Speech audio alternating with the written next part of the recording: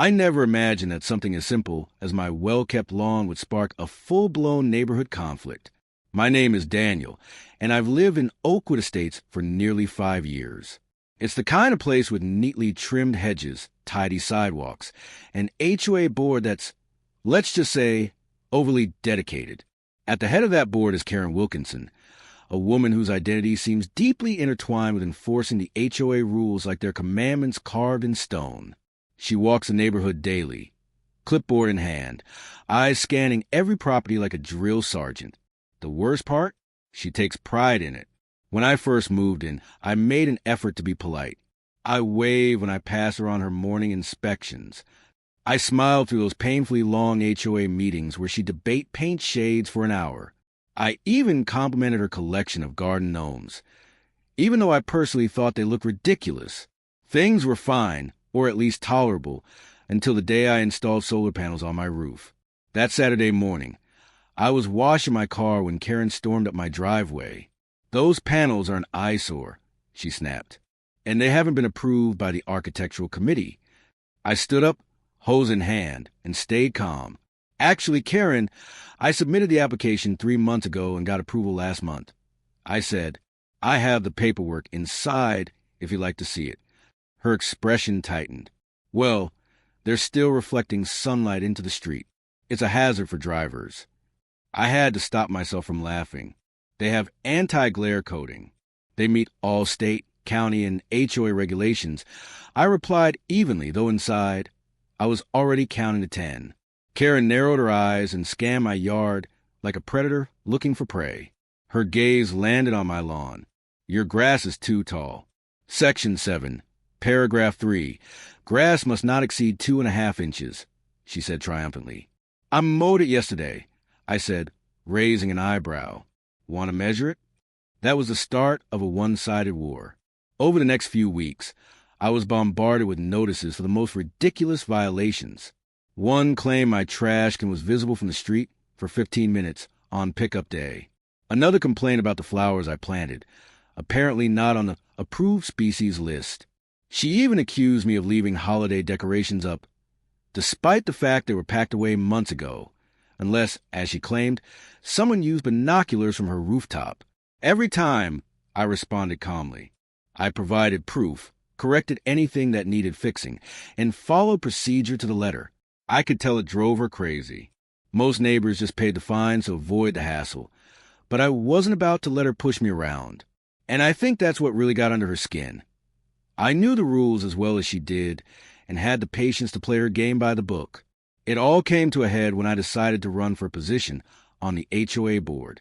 A seat had opened up, and I thought maybe, just maybe, I could help make things more reasonable around here. Karen found out the day I was picking up my mail. "I heard you're running for board," she said with a tight smile. "How ambitious of you."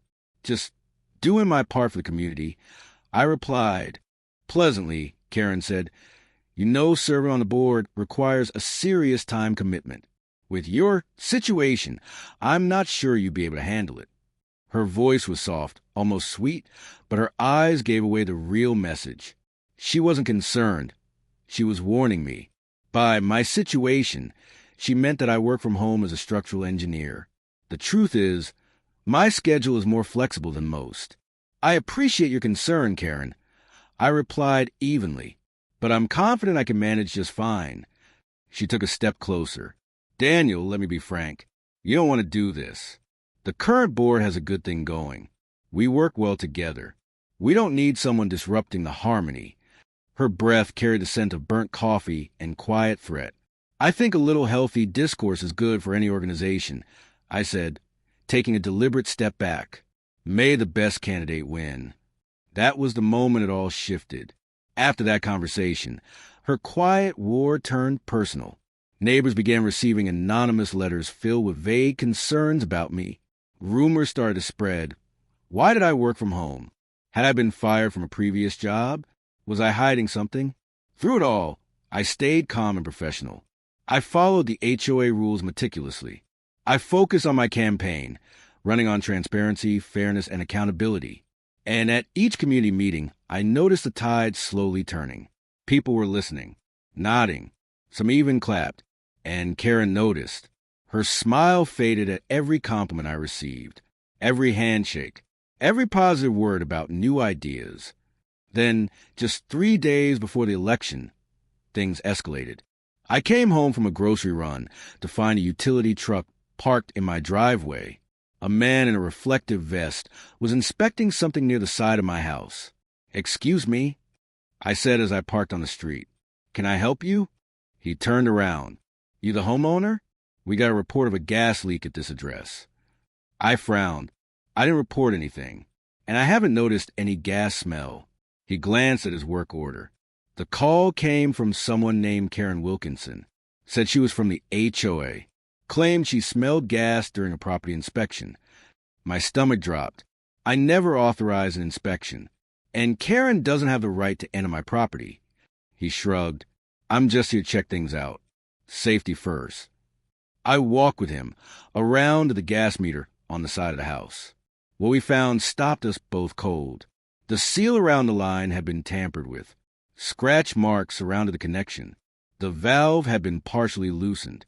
The technician looked at me, his expression shifting. "Did you recently try to work on this yourself?" "Absolutely not," I said. "I would never mess with the gas line. That's dangerous and illegal." He nodded slowly. "Well, someone did. These marks are fresh. And this valve, it wasn't far from being a major hazard. I have to report this." Then I remembered the security cameras. "I have footage," I said, pulling out my phone. "Let's take a look." We went inside and pulled up the video feed on my TV. I scrolled back through the morning's footage, and there she was, Karen, in broad daylight, walking up to my house, glancing around nervously, then crouching by the gas meter. For several minutes, she worked at something, clearly visible using her hands on the line. Before rushing away, the utility worker turned pale. "Sir, this is serious. That could have triggered a leak, an explosion. Not just your house. The entire street could have been affected."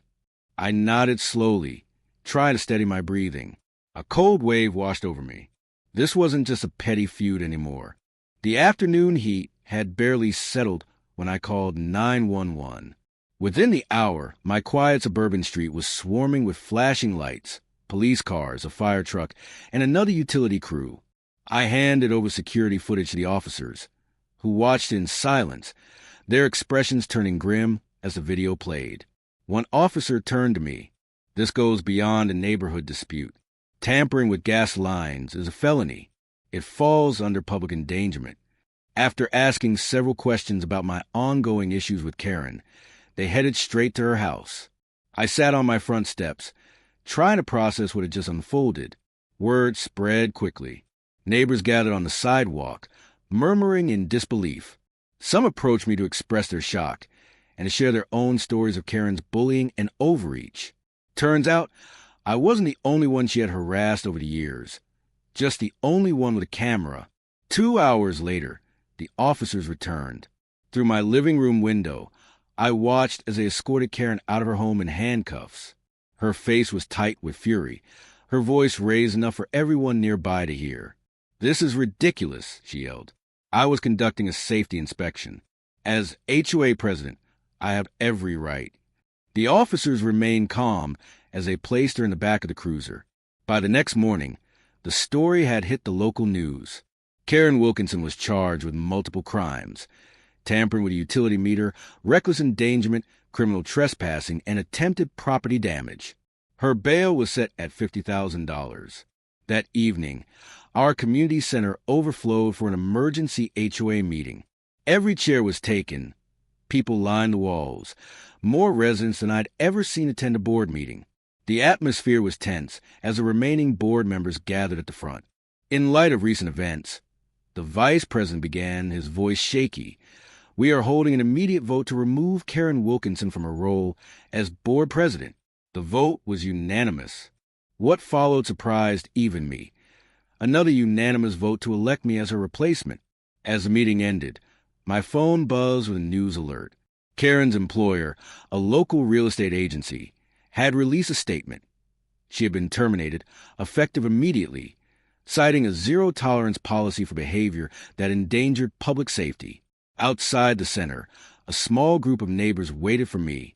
One elderly woman stepped forward and handed me a gift basket. "We all chipped in," she said kindly, "to help with legal costs. We wanted to stand up to her for years, but we were scared." I thanked them, touched by the gesture, still trying to absorb the events of the day. As I walked home under the fading sunset, my phone rang. It was my attorney.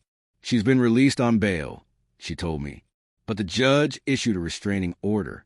Karen is legally prohibited from coming within 100 feet of you or your property." Before I could reply, a luxury SUV screeched to a halt at the curb beside me. The window rolled down. Karen's face appeared, red, frantic, eyes wild with rage. "You think you've won," she hissed. "Do you know what you've done? I've lost everything, my job, my position, my reputation." I barely had time to react before red and blue lights lit up behind her. A police cruiser, stationed discreetly at the end of the street, pulled up. An officer stepped out, hand on his radio. "Ma'am, step out of the vehicle," he ordered. Karen's expression collapsed. "But I just got out. It's been less than an hour. And you've already violated your restraining order," the officer said, voice firm but controlled. "Step out of the vehicle. Now." As they place her in handcuffs, for the second time in 24 hours, her screams echoed through the neighborhood. "This isn't fair. I built this community. I made the rules." The judge wasn't moved by her outburst. The next morning, I got word. Karen's bail had been revoked. She would remain in custody until trial. The prosecutor's office estimated she was facing up to 5 years in prison and fines that could exceed $100,000.